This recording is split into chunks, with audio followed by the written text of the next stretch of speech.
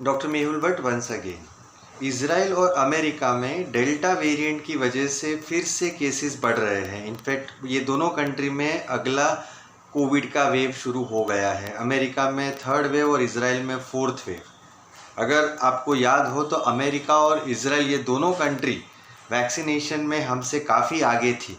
In fact Israel ने अप्रैल महीना आते आते अपना 70-80% एडल्ट पॉपुलेशन को डबल डोज कोविड वैक्सीन के दे दिए थे। अमेरिका ने भी काफ़ी जगहों पे, काफ़ी स्टेट्स में काफ़ी ज़्यादा वैक्सीनेशन कर दिया था।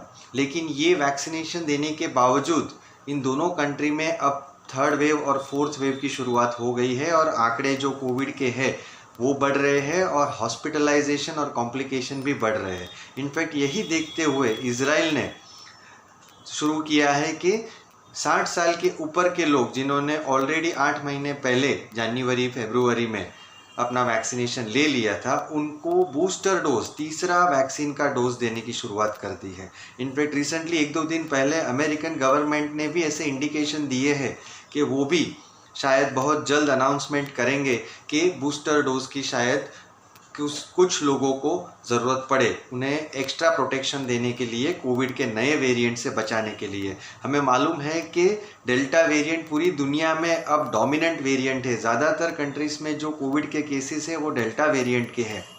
और ये भी पाया गया है रिसर्च में कि जो डेल्टा वेरिएंट से प्रोटेक्शन जो मिल रहा है वो पुराने वैक्सीन्स में कम मिल रहा है। मतलब वैक्सीन के 2 डोज लेने के बावजूद डेल्टा वेरिएंट से लोगों को ब्रेक थ्रू इन्फेक्शन हो रहा है। तो संभावना यही है कि बूस्टर डोज देना पड़े और उससे थोड़ा एक्स्ट्रा प्रोटेक्शन लोगों को मिले। लेकिन ये दोनों न्यूज़ का इंडिया से क्या संबंध है? बहुत बड़ा संबंध है। अगर हम हिस्ट्री देखें पिछले 1.5-2 साल की, तो हमें मालूम है कि कोविड के जो फर्स्ट वेव आए थे वो अमेरिका में हमारे से पहले आए थे। इसराइल में भी कुछ केसेस हमारे से पहले पाए गए थे और उनका लॉकडाउन भी इंडिया से पहले शुरू हो गया था। तो ये देखते हुए हमें मालूम है कि इंडिया में जो वेव आता है कोविड का, ज़्यादातर अमेरिका, यूरोप, इसराइल वाले कंट्रीज़ के बाद आता है। तो अंदाज़ा लगाया जा सकता है कि इंडिया में भी थर्ड वेव आगे आ सकता है, क्योंकि इंडिया में जो वैक्सीनेशन है वो अभी भी चल रहा है और कंप्लीट वैक्सीनेशन नहीं हुआ है। सो ज़्यादातर लोग, 50% से ज़्यादा लोग अभी भी प्रोटेक्टेड वैक्सीन से नहीं हुए हैं।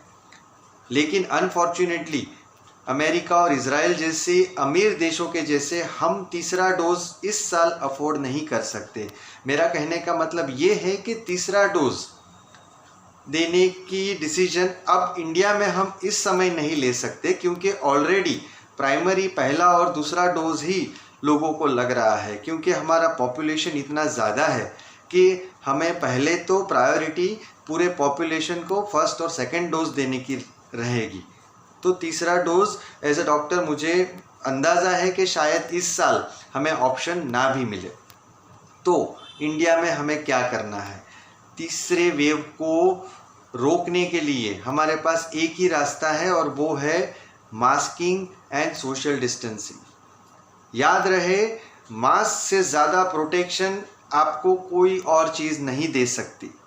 हम डॉक्टर्स फ्रंट लाइन पे काम कर रहे हैं, दूसरे नर्सेस और बाकी लोग जो कोविड वार्ड में काम कर रहे हैं, अगर उनको कोई चीज़ पिछले साल बचा रही थी वो था mask, face shield, PPE kit.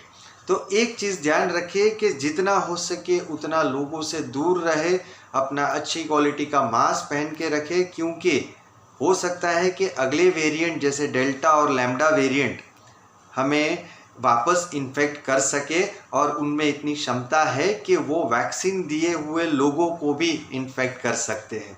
तो ये सब चीज़ सुन के एक सावधानी बरतनी ज़रूरी है कि अगले कुछ महीने जब तक क्लैरिटी नहीं मिल जाती है बूस्टर डोज के बारे में, तब तक हमारा प्रोटेक्शन रहेगा मास्क एंड सोशल डिस्टेंसिंग।